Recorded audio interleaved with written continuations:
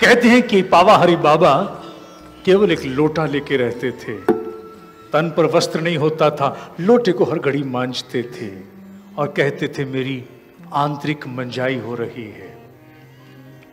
इसी प्रकार कर्म योग के अंतर्गत कृष्ण कहते हैं कि जिसका कर्म सद गया, सामान्य कर्मों में योग आ गया, उसे आत्म आनंद, आत्म तृप्ति, आत्म संतोष मिल जाता है। आत्म आनंद माने access to the unmanifest dimension. आत्म तृप्ति वो जब जो जानना चाहे जान सकता है। आत्म संतोष उसे बाहर से कुछ नहीं चाहिए। यह वो अवस्था है जो कर्मयोगी को प्राप्त होती है और इसे प्राप्त करने के लिए ही साधना कर्म योग की है। कर्मयोगी अनासक्त हो जाता है, डिटैच्ड हो जाता है। अनासक्त कौन? जिसे कोई एंजाइटी नहीं है, जिसे कोई बायस नहीं है, जिसकी कोई एक्सपेक्टेंसी नहीं है। गीता का सौंदर्य देखिए, महाभारत के काल में रचे गए ग्रंथ में किसका उल्लेख है? रामायण के एक पात्र का। कालहीन अर्जुन को समझाने के लिए कि अनासक्त कौन होता है अर्जुन, कहीं ये ना समझ कि अध्यात्म भगोड़ों का विषय है। उदाहरण आता है जनक जनक जनक। तू जनक बन, तेरे पास पैलेशियल बंगलोज भी हो, तेरे पास प्राइवेट जेट भी हो, तेरे पास फार्म हाउस भी हो, बिग रिजर्व्स ऑफ कैश भी हो, ऑफ कोर्स डिक्लेयर्ड वन, परंतु साथ साथ तेरी कुंडलनी भी जागृत होनी चाहिए। इमेजिन इमेजिन इमेजिन, इस पृथ्वी पर ऐसा कौन हो सकता है जिसके पास सब कुछ है और उसकी कुंडलनी भी जागृत है? महाभारत काल में भी जब कोई ऐसा पात्र नहीं मिला तो उन्हें जनक उधार लेना पड़ा रामायण के काल से। जनक कौन? विदेही, one who has transcended beyond this gross, जिसने देह बोध से ऊपर चला गया। क्योंकि जनक जो होता है उसी के यहां नई संस्कृतियों की रचना होती है। Creativity shall always manifest to Janak, क्योंकि जनक जब भी कार्य करता है अपने से ऊपर उठ के, अपने आप को आहूत होके करता है। और ऐसा जनक, उसे कभी टेंशन नहीं होगी, कॉन्फ्लिक्ट नहीं होंगे, वो सब कुछ करते हुए भी आनंद में है। He is happy, right amidst even chaotic situations, he is happy, happy, happy. जनक बन अर्जुन, सब कुछ कर, बड़ी से बड़ी ऊंचाई को पा, लेकिन जनक भाव स्थिर कर। क्या पुनर्जन्म होता है या सुनी सुनाई बात है? सत्य तो यह है कि देखा तो मैंने भी नहीं, लेकिन ज्ञानियों का कहना है कि समूची भारतीय प्राचीन मनीषा, हमारी समूचा शोध दो आधारभूत स्तंभों पर खड़ा है। समूचा अध्यात्म दो स्तंभों पर खड़ा है। एक हटा दो, हमारी पूरी सोच, हमारा विज्ञान चरमरा जाएगा। कौन? पहला कर्म फल, दूसरा पुनर्जन्म। हर कर्म की एक प्रतिक्रिया है, प्रतिफल है, सुनिश्चित है।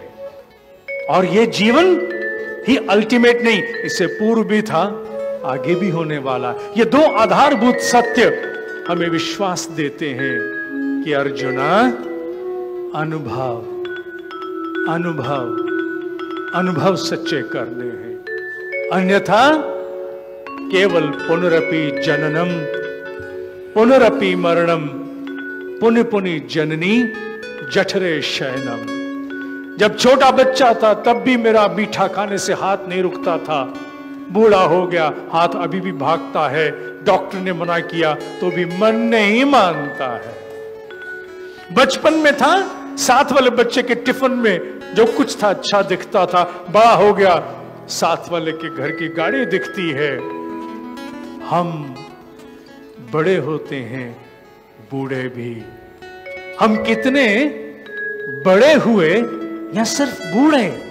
सोचना होगा, सोचना होगा, सोचना होगा। यही कर्म योग के प्रति सजगता के विकास की कक्षा है। सीखना है।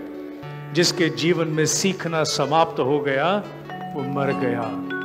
जो सीखता रहता है वही वास्तविक रूप में जीवित है। परिचय दो अर्जुन, तुम जीवित हो। अकेला खाता है, अकेला पकाता, अकेला खाता है, वो पाप खाता है। This is extreme, this is extreme, generally not expected out of the teachers.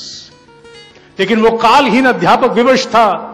एक बार उसने करिकुलम रच दिया, टेक्स्ट बुक बन गई, उसके बाद कहां कहां ढूंढेगा, किस किस को पाएगा। लिख दिया उसने, जो अकेला पकाता, अकेला खाता, पाप खाता है।